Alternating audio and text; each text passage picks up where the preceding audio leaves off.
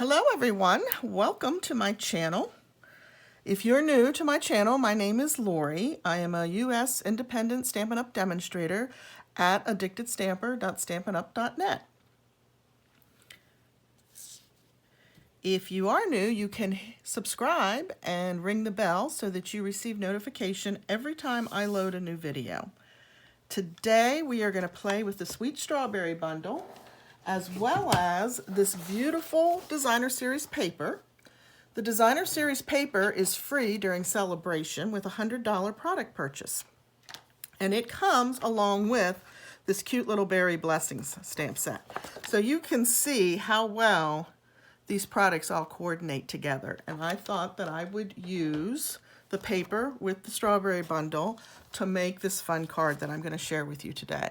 I originally made this card on my Facebook Live about probably the 24th. Was that a Sunday night? I do a Come Stamp Along With Me on my Facebook page every Sunday night where we make 2 cards, and at least one of them is usually a fun fold. But let me share this paper with you. We have the little strawberries on one side, and then this reminds me of strawberry seeds. These you can actually punch out the strawberries. Now it will take the little stem off, but you'll get the strawberry with the coordinating punch. And then we have this real pretty red check pattern back there. How about some blueberries? And then that beautiful pattern. Love those blues. Here's our red raspberries. And then we have some watercolor washed leaves on the back. And we have our black raspberries with a cute fun pattern on the back of that one. And then this one has the green plaid on the piece that brings them all together. And we have the blueberries, the strawberries, and the red raspberries, and maybe even some very light purple raspberries in there. So this is amazing paper. It is only available, as I said, through Celebration, which ends at the end of February. With a $100 product purchase, you would receive the Berry Blessings stamp set and the paper for free, and that is, as I said, an exclusive Celebration product. Okay, so let me show you the card we're going to make. It is a cute little thank you card, but you could turn it into any occasion that you need a card for, and it is also a vertical or upright easel card. I'm hoping that is showing up on camera, that you can see how that's standing up there. And then it opens up and you have a place to write your greeting or your note. Okay, so let me show you how we're going to do that. Grab my kit here. So we're going to start with a 4 1/4 by 11 piece of Granny Apple Green cardstock. We are going to score that at 5 1/2. And you don't have to write the measurements down. I'll have them for you in the comment section underneath the video. And then we're going to score it at 2 3/4. Okay. And I think that's all we need to do. So we're going to move the paper cutter out of the way. I'm going to grab my bone folder. I'm going to crease those score lines really well. That's part of what helps the easel stand up and not kind of pull away from itself, if you will. And I'm actually going to do the fold both directions, just so we get those fibers broken down a little bit more.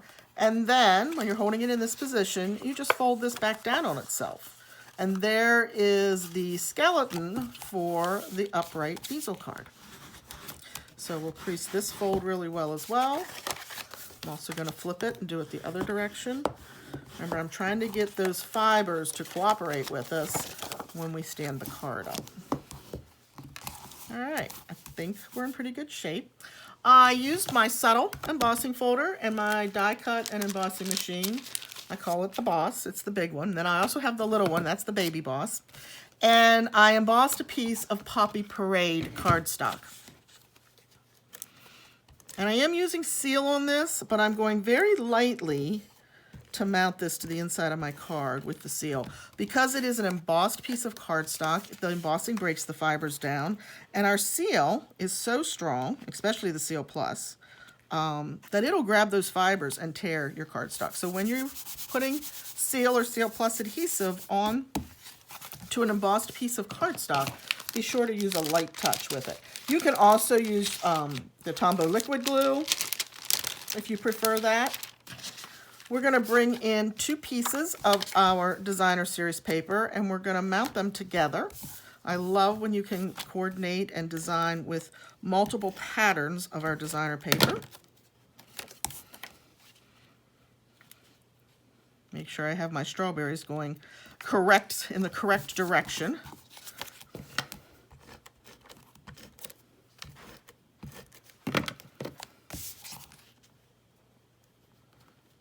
And I want to make sure that the edge of my designer paper is lining up with the edge of the Poppy Parade cardstock. So it just makes it one continual flow. Okay. So we are going to take our piece for the inside next. And we're going to stamp that in Memento. Memento is my favorite black ink. Probably because one of my favorite ways to color is our alcohol markers, our Stampin' Blends. They are phenomenal. I love them.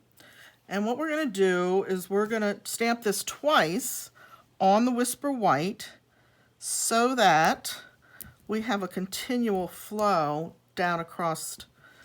No, this is the smaller piece, so let me do that again. Anybody ever do that? We are going to stamp it up in the corner because we're doing the inside piece. How about that? So we're just going to put the stem into the corner and stamp that direction. And they're photopolymer. I do have a couple layers of my grid paper underneath. You could also put your foam pad under there. But you do want something that gives you a little bit more cushion because the photopolymer doesn't have the foam, obviously, under the stamp to give that cushion so you get a nice crisp impression. So I have my garden green ink pad and I am going to be using my blender pen. Different than our blends, right? This is a coloring tool. I do a little bit of this. I call it CPR. But what I'm doing is really squeezing the lid of the ink pad into the base so that I get a pool of ink in there. If your ink pads are not cooperating with you to do that, you can take a clear block and like we could take this clear block, right? And we could create, I'm going to take the stamp off first, obviously. We could create a palette just by getting some ink on the block, right? It doesn't have to be pretty because all you're going to do is pick it up with the pen, the blender pen. So that's 2 ways to get your ink to be able to do this coloring technique. And this coloring technique's probably been around, oh my goodness, as long as we've had blender pens, right? We used to have chalks we used the blender pens with. These are great with your watercolor pencils. Or just to pick up you can do this with re-inker. If you use the re-inker, you're going to get a much bolder, sharper, brighter color. Just because you're going right with the ink itself, so it's a little more intense.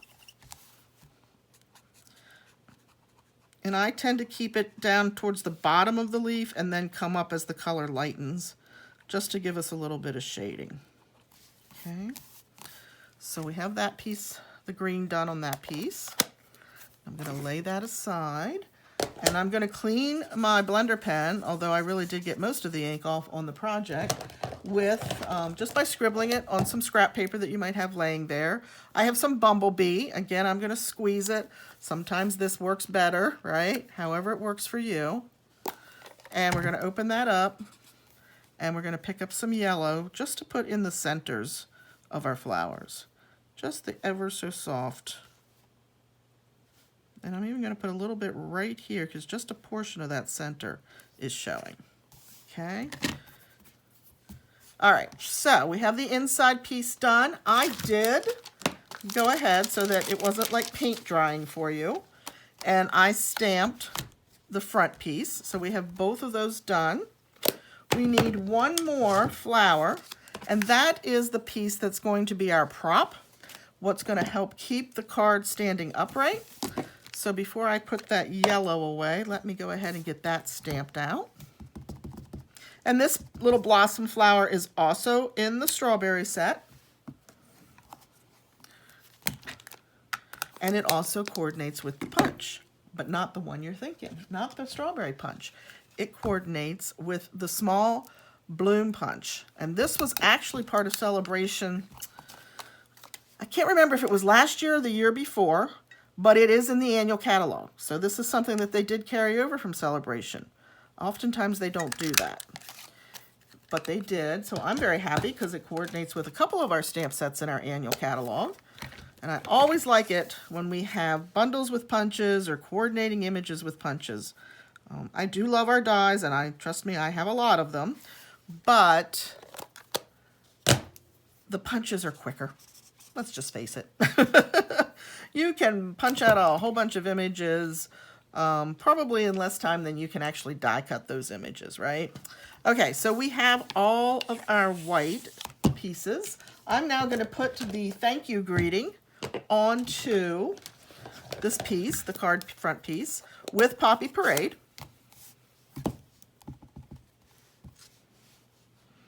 We're going to stick that right down here at the bottom.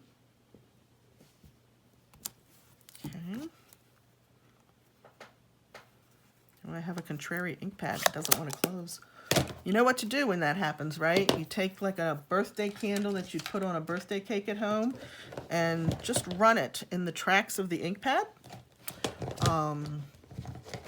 I was down at my mom's helping her with something, and I showed her that because she couldn't get her ink pads to open or close, and she loved it. She said, "That's the best tip you've given me for a while."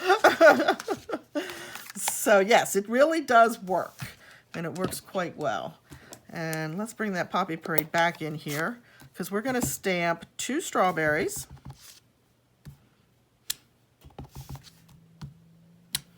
Okay, and I stamped them in that orientation because that's the way the strawberry is in the punch.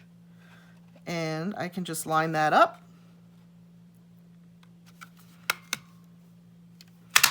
Punch. Oh, it got really close. Let's see if I can get away with it. I think I can. And punch. Okay. So we've got a little flower there. We've got a red strawberry topper. I don't think we're going to need the red ones, but this does have all of those images to punch out, right? The blossom, the little blossom, the topper, the strawberry, and then a larger leaf. And we're going to clean up all the stuff we don't need and just toss that over here in my handy dandy trash can. All right, so, and I did already stamp. I'm going to keep that. I might use that on something else. We never throw anything away as stampers, do we? So there's the toppers. I used the same punch, right? And already punched those out. So again, I'm going to mount these to the top of my strawberry. I'm going to continue to use my seal because waiting for Tombow liquid glue to dry is kind of like watching paint dry, right? But you could absolutely use Tombow. You could even probably use glue dots if you're not a Tombow fan. Seal sometimes gets a little fussy when you're using it on small pieces, right? We're going to go ahead and mount one of these flat. And I didn't have to worry about making sure that my vines there touched because I knew the strawberries were going to be in the center. So we're going to put that on there. And then we're going to mount this one with a dimensional or a piece of dimensional. Back to that stampers never throw anything out, right? And we're just going to cut some of that border. Maybe a little bit more of that border. It's amazing what the rolling machines in the post office as your mail goes through can do to your cards if you don't have enough dimensionals to hold them in place, right? So we're going to overlap and bring our stems together. All right, so we have all of our pieces now to finish putting our card together. I'm going to go ahead and mount this piece on the inside first.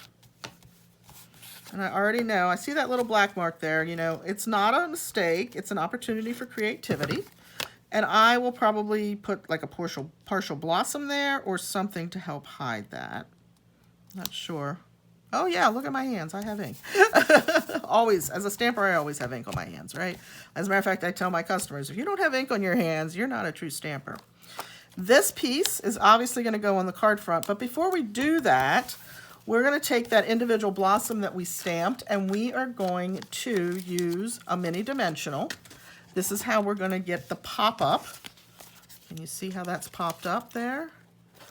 this is how we're going to get the pop-up to give us the opportunity to slide that panel under it and have the card stand up. So I'm using the minis because a mini will fit directly in the petal. And of course, the regular size dimensionals would not do that.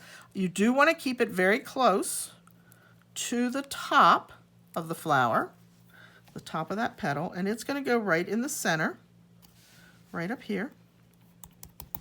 And then the way you know where to mount this, how do I know exactly where? Slide this up under, right? When it hits the dimensional, you know you have the appropriate location. And then we're just going to put some adhesive on the bottom portion of this.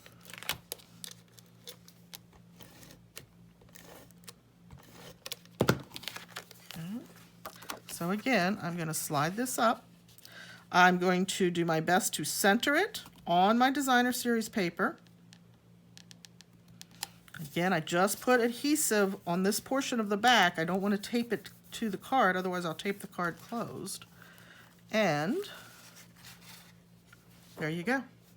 There is an upright easel card that I think is bright and cheery and so cute, using the strawberry bundle, right, and the beautiful Berry Delight Designer Series paper from Celebration. So hey guys, if you like this, please leave me a comment. Let me know that you were on and you enjoyed the project. Don't forget, if you're new to the channel, please hit that subscribe button and then ring the bell so you get notified the next time I put a video up. And I'll be putting those dimensions up for you as well, so you can come back and check for those if you'd like to recreate this card. You can also, if you do not have a demonstrator that you're working with, reach out to me. I'm happy to send you the catalogs, and you can go to my online store at any time. This is my January hostess code, so it will be ending tomorrow, but you're welcome to place an order, and I'd look forward and would be honored to help you out with your Stampin' journey. Thanks so much. Catch you the next time. Take care. Bye.